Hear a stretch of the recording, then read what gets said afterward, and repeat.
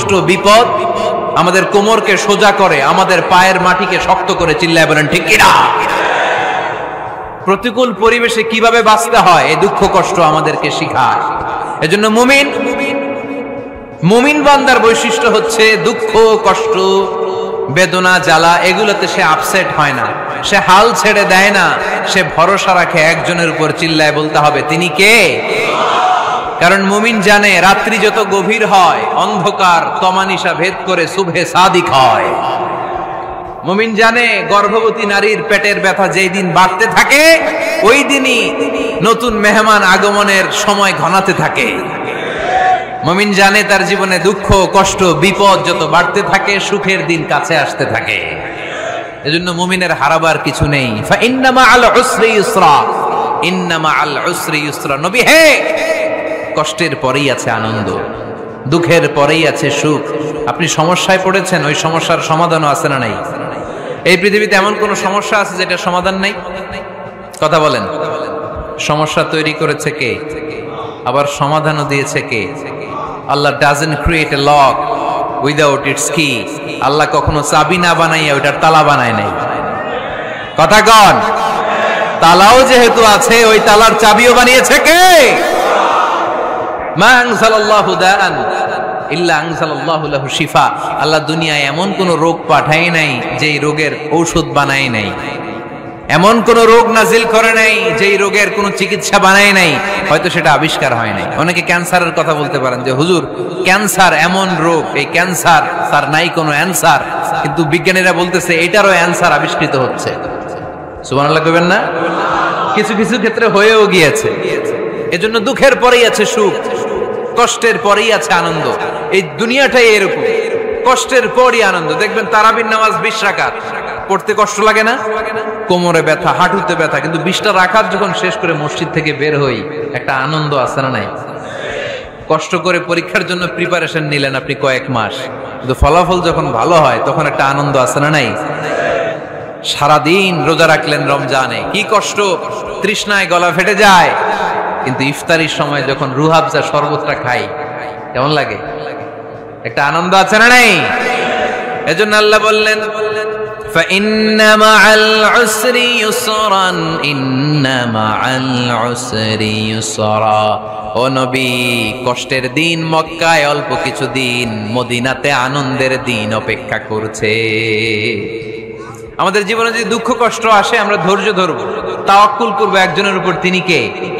কারণ আমরা বিশ্বাস করি কষ্টের দিন এটা চিরকালের জন্য নয়, সামনে আনন্দের দিন আমাদের জন্য সেট করে রেখেছে কে?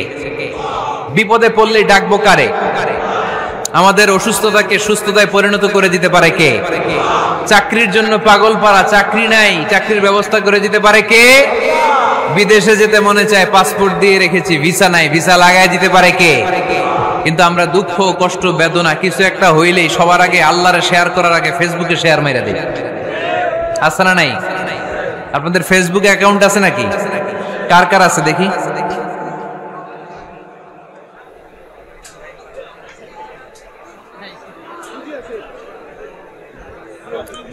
আছে আছে। এটার জন্য আমরা ভালো কাজে লাগাই, ঠিক কিনা? আপনি চাইলেই এমন ভাবে ফেসবুক ফ্রেন্ড লিস্ট করতে পারেন যারা ভালো ভালো জিনিস শেয়ার করে, যারা মোটিভেশনাল জিনিস শেয়ার করে, ইসলামের পক্ষে কথা বলে। আপনার এক একটা শেয়ারে অনেকের জীবন বেঁচে যেতে পারে, ঠিক কিনা? একজন মুমূর্ষ রোগীকে বাঁচাতে রক্তের প্রয়োজন, রক্তের গ্রুপ এ পজিটিভ। যারা রক্ত দান করতে আগ্রহী তারা এই নাম্বারে যোগাযোগ করুন। ফেসবুকে মাঝে মাঝে এরকম নিউজ আসে না নাই? আপনি just you put down in share, শেয়ারের মধ্যে একটা পুট করে দিলেন, একটু শেয়ার মেরে দিলেন, ছড়িয়ে পড়লো হাজার হাজার ফেসবুক ফ্রেন্ডদের কাছে। তাদের অনেকে ব্লাড দিতে আগ্রহী, সে তাড়াতাড়ি যেয়ে সেখানে ব্লাড ডোনেট করে আসলো। আপনার একটা শেয়ারের কারণে বেঁচে গেল অনেকগুলো প্রাণ। চিল্লা এখন ঠিক কিনা? রক্তদানের মতো শ্রেষ্ঠ ইবাদত হতে পারে? আমরা মনে করি শুধু জিকিরি ইবাদত, আমরা মনে করি শুধু নামাজি ইবাদত। রক্তদান, এক ব্যাগ রক্ত থেকে অনেক মানুষকে বাঁচানো যায়। এর মধ্যে আছে হিমোগ্লোবিন, এর মধ্যে আছে প্লাটিলেট, আছে প্লাজমা। রক্তে একটা উপাদান আছে প্লাজমা, নাম শুনছেন? আগুনে পোড়া রোগীকে বাঁচাতে এই প্লাজমা লাগে। হসপিটালের বার্ন ইউনিটে যেয়ে দেখবেন মানুষ কিভাবে চিল্লায়। নুসরাত নামে একটা মেয়ে মারা গেল না?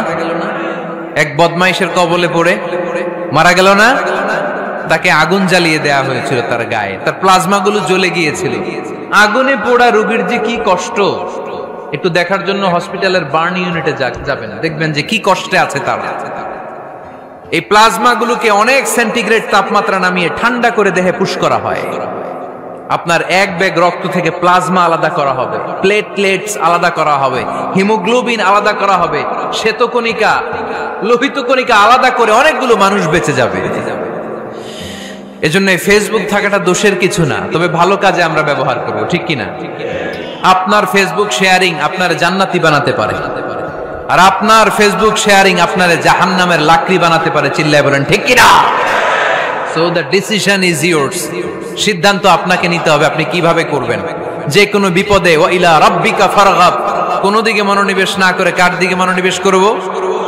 যে কোনো বিপদ আপদ ফেসবুকে শেয়ার করার আগে শেয়ার করব কার কাছে? আমাদের যার যা লাগে আল্লাহ সবও যদি দিয়ে দেয়, আল্লাহর ধনভাণ্ডারের 1 ইঞ্চিও কমবে? হাদিসে কুদসিতে আল্লাহ বললেন, লাউ আন্না আউওয়ালাকুম ওয়া আখিরাকুম ওয়া ইনসাকুম ওয়া জিন্নাকুম, পৃথিবীর সব জিন, পৃথিবীর সব মানুষ বিশাল মরুভূমিতে দাঁড়িয়ে যদি আমার কাছে চাইতে শুরু করে, আল্লাহ এটা দাও, ওটা দাও, ওটা দাও, আমি আল্লাহ তোমাদের সব চাহিদাও যদি মিটিয়ে দেই, আমি আল্লাহর ধনভাণ্ডারের 1 ইঞ্চিও কমবে না। এজন্য চাইবো কার কাছে? বিপদে আপদে ভরসা করব কার কাছে? আর অবসরগুলোকে কাজে লাগানোর দরকার আছে না নাই? স্বাবলম্বী হওয়ার চেষ্টা করার দরকার আছে না নাই? ফাইন্নামা আল উসরি ইউসরা, ইন্নামা আল উসরি ইউসরা। নবী হে, কষ্টের পরেই আছে সুখ, দুঃখের পরেই আছে আনন্দ। সব সময় মানুষের সময় একরকম কাটে না। এজন্য আমরা তাওয়াক্কুল করতে চাই একজনের উপর, তিনি কে? বিশ্বনবী বলেন, লিকুল্লি নবিয়্যিন দাওয়া মুস্তাজাবা। এ দুনিয়াতে সব নবীদের একটা করে মুস্তাজাবুদ দাওয়া আছে। আল্লাহ বলেছে, ও নবী, একটা করে স্পেশাল দোয়া করার সুযোগ পাবা, দোয়াটা করা মাত্রই কবুল করে নেব। বিশ্বনবী বললেন, এই পৃথিবীর বুকে যত নবী রাসূল দুনিয়ায় এসেছে, সব নবীরা তাদের স্পেশাল দোয়া দুনিয়ায় করে ফেলেছে, ইল্লা আনা, কিন্তু আমি করি নাই। বিশ্বনবী বললেন, ওয়া ইন্নী আখতাবিউ দাওয়াতি শাফাআতান লিউম্মতি ইয়াউমাল কিয়ামাহ।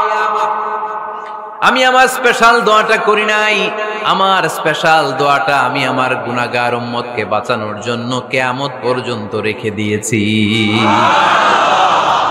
আমরা যেদিন বিপদে পড়ে যাব, যেদিন আমার আব্বা আমারে চিনবে না, আমি আমার আব্বারে চিনব না, নেতা তার কর্মীরে চিনবে না, কর্মী নেতারে চিনবে না, ঠিক কি না?